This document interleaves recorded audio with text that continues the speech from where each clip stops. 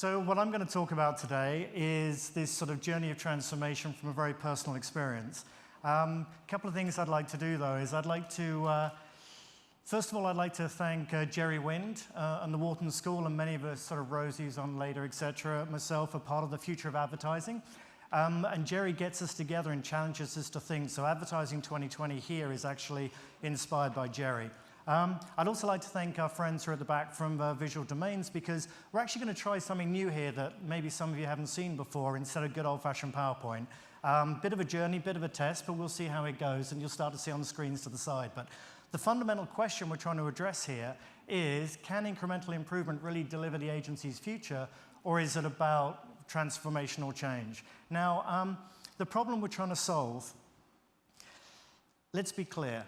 We've got to ensure our business is effective, viable, profitable, as well as fun and purposeful. And if we think about that, in many times, we end up trading off profit for viability, purposefulness, and fun.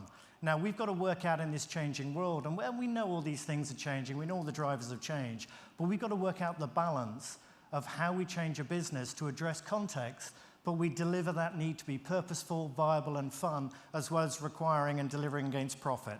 So, the question that I put up here, and it's one that I've heard from a few people, both tongue-in-cheek and directly, is that when does all this change really make my behavior unavoidable? And frankly, do I have to address this within my tenure, or can I postpone it until after I'm safely and profitably retired and it's somebody else's problem?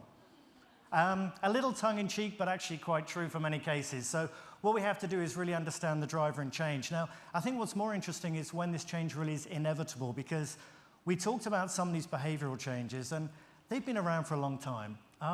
But why now? When you think about change and the inevitability, you really start to say some people are already doing it. They're already doing it in the DR world. They're already doing it in categories like travel. It's interesting that autos that we saw from this morning, and also when you think about packaged goods, are hungry for change.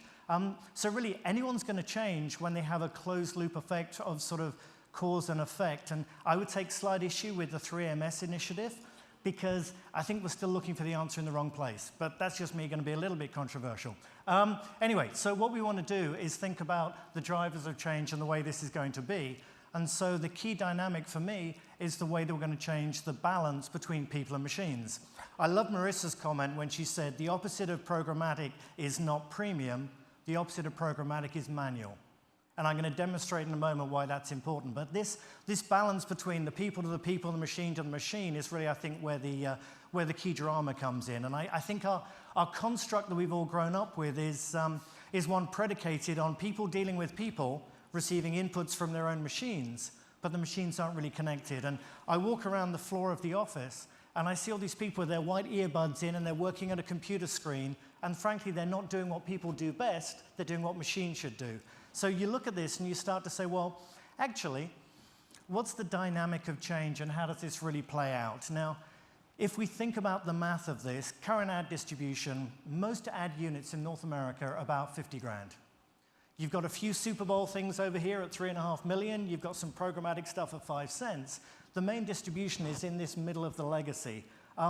This in itself is the problem, and this is why I think programmatic becomes the key, but as automation, not as any of the other pejoratives we put behind it.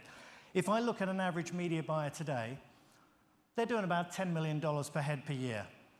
$50,000 average unit means 200 transactions. So we do the math. One person does 200 transactions. Sarbanes-Oxley and all those lovely things. We have 7 pieces of paper we have to do for every transaction, order confirmation, verification, da-da-da-da-da. What about when that ad unit becomes more personal and focused and tailored? And instead of being a 50,000 ad unit to a 0.1 rating, it starts to become a $50 ad unit or a 5-cent ad unit.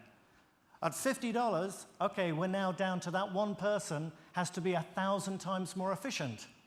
Not many industries where we've managed to do that. At 5 cents, they're 1,000,000 times more efficient.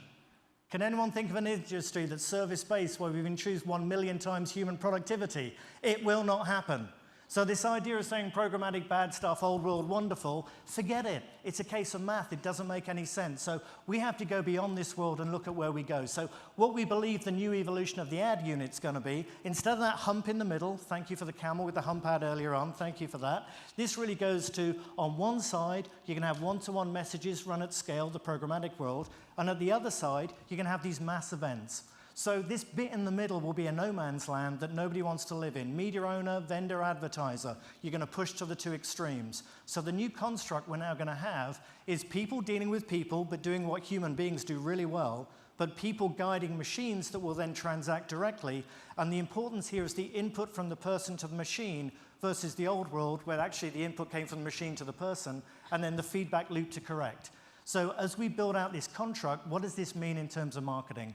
Well, what we're going to get to is this sort of evolved pattern. As we push the green line left and right and we change, we need different teams, different structures. What did Mark say on the first morning? Mark said that we've still got the old structures trying to run the new business. It's fundamentally a disconnect. So what we have to do is re-engineer, reconstruct around that requirement. What we're going to have is this polarization.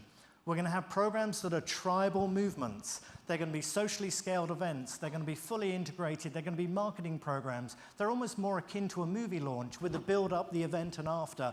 Think Olympics, think Oscars. On the other end, we're going to have one-to-one messaging communicated at the scale of 1 billion at speed and scale, and this has to be highly automated. Either that or Reno Scanzoni has to hire 1 billion new buyers. Don't think that's going to happen. We've got to automate it. So what we'll end up with is two worlds, tribal movements, personal moments, and we've got to think how best to communicate those. So as we go into this, we've got to try and learn from other things and places. So what are our comparables? Let's think Wall Street, let's think Techco, let's think Hollywood, etc. So let's have a look at Wall Street.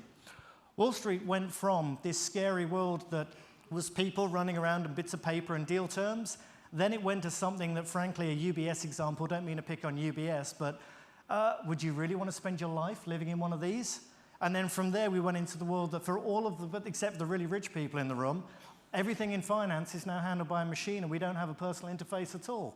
So that's the journey of Wall Street, but what does that mean for us? So what it means for us as we move on is we think about where is our current legacy position and what does it look like for us as a business. Now, I tried to brighten it up. I took this picture on Valentine's Day, so we got some extra balloons in there, but that's the world most of you will recognize as the world your agencies live in. It's not fabulous, is it? It's certainly not connected, it's not fun, and it struggles to fit this new world. So what we've got to do is go beyond that. So as we go beyond that, we end up in the world of, I think, and Esther put it where she said, she called them the dream team. I call them the design team. We're going to end up with cross-disciplinary design teams who are the ones who understand the consumer insight, the motivation, and the brand, and these guys will initiate and design the go-to-market program for a brand. These won't be, there's a media team and a shopper team and a retail team and a digital team and a mobile team. It'll be one design team working together to solve a business problem for a client. What they're going to do is then work in the two worlds. They're going to work in building the integrated marketing programs, and frankly, Mark Pritchard, I think, sells it beautifully with the story of the Olympics and where I went to the Mums campaign. So we're going to have the extreme of the left-hand side, and then we're going to have the extreme of the right. So socially scaled events they'll produce, and over here, they're going to produce one-to-one messaging. Now, go back to Robert. Where's Robert? By the way, what's your data? What platform do you run on? And what are your business goals? And if you need a better agency, you can call us. So what we're going to do is get to the stage where we will execute at speed and scale with AI and machine learning. We'll be in the situation where we'll then get data coming back at speed and scale and agility out of that, which will really be served up through these mission control type rooms. The Mindshare one's called The Loop. The VML one for Gatorade was the first mission control. These will become in every agency, in every office, every time. And then going beyond that, the bit that to me gets really interesting is we didn't quite know where that little white line went up and down. With this amount of data and the way we're running AI and intelligence around it, we'll now know why the little white line's gone down, which feeds back to the team. And it says to the team, okay, here's the feedback, what do I do about it?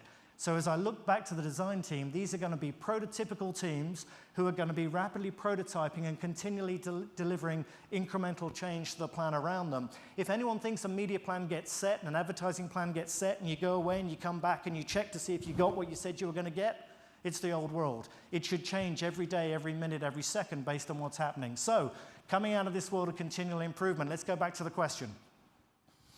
What was the problem we're trying to solve? So the question is, in our world, we think this polarization and change is going to deliver value. So the question is, how does it deliver against our 5 goals of effective, purposeful, and fun with the trade-off of profit and viability? Frankly, how's it going to disrupt people and behaviors? And finally, are there better constructs? I'll leave you with one last thought. The last thought is, great quote that we understand here that says, when it comes to the future, there are 3 types of people. There are those who let it happen, there are those who make it happen, and those that wake up one day and wonder what happened. We do not have the excuse to be in the first or the third group. We have to commit to the second group, and we have to deliver that value to us, to our clients, to our shareholders, and to all the teams who want to be inspired and run in our industry and be part of advertising today. Thank you very much.